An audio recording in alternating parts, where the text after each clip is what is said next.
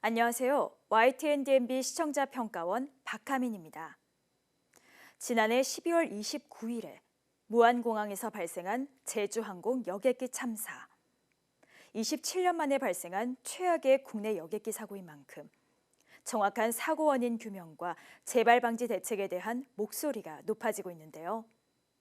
하지만 아직까지 명확한 원인이 밝혀지지 않아 유가족들은 답답한 마음을 호소하고 있습니다. 이번 주 팩트 추적에서는 여객기 사고에 풀리지 않는 의문점들에 관해 이야기 나누었습니다.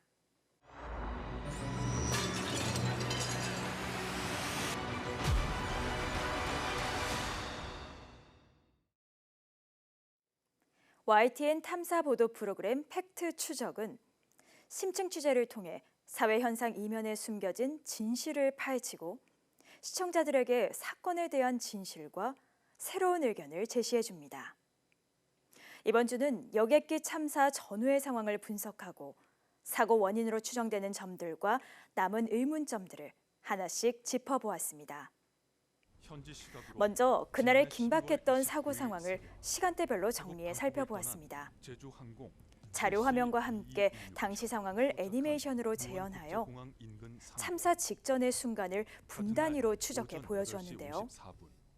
급박했던 그날의 정황과 조류 충돌 경보부터 참급까지 단 6분의 시간밖에 걸리지 않았다는 사실이 마음을 먹먹하게 했습니다. 이어서 사고 원인으로 지목되고 있는 조류 충돌과 작동하지 않은 랜딩 기어, 로컬라이저 시설의 안전 규정 위반 문제에 대해 하나하나 꼼꼼히 살펴보았습니다. 적극적인 취재를 통해 새로운 사실을 시청자에게 전해주려는 노력이 곳곳에 묻어났는데요.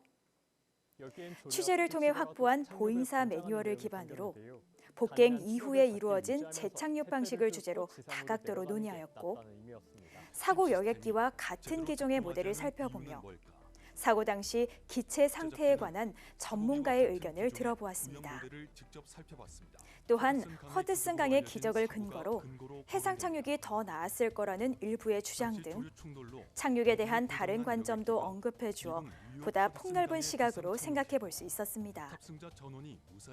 인명피해를 키운 원인으로 지목되는 로컬라이저 시설의 설치 규정 위반에 관한 논의도 이어졌는데요.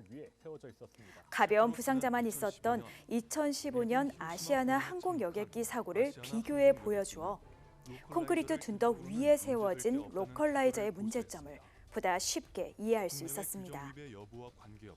프로그램은 여러 난관에도 불구하고 사고 원인을 밝히는 데에 최선을 다해야 한다는 당부로 마무리되었습니다. 정부는 지난 18일 제주항공 여객기 참사 합동 추모식에서 철저한 조사로 사고 원인을 명확하게 규명할 것이라고 약속했는데요. 어서 빨리 정밀 분석 결과를 토대로 한 정확한 사고 원인이 밝혀져 그에 따른 책임 규명과 재발 방지 대책이 마련되기를 바랍니다.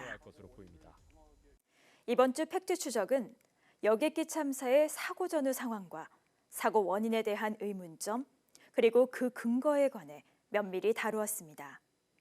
특히 여러 가능성의 무게를 두고 다양한 관점에서 접근하였고, 세간에 제기되는 의문과 주장에 대해 어느 하나 놓치지 않고 꼼꼼하게 다루어냈는데요. 앞으로도 팩트 추적이 시청자가 반드시 알아야 할 중요한 진실을 전해주는 핵심 프로그램으로서 성장하기를 기대합니다.